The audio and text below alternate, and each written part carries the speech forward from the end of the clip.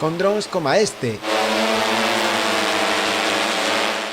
A Consellería de Medio Rural analizará a vexetación nas diferentes zonas e os accesos ás parcelas para organizar posteriormente os traballos de limpeza e roza da maleza. A actuación forma parte do Sistema Público de Xestión da Biomasa, creado a través do Convenio de Protección das Aldeas con maior risco de lumes forestais, que foi asinado hai varios meses entre a Consellería, o SEAGA e a Federación Galega de Municipios e Provincias.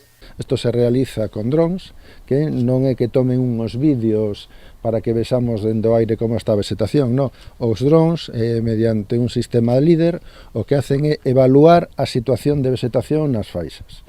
De maneira que aí se ve a altura e a composición da vegetación en toda a franxa de 50 metros, de maneira que aí podemos comprobar que parcelas están xa limpias, que parcelas non o están, e que traballo, que inversión fai falta en cada unha delas.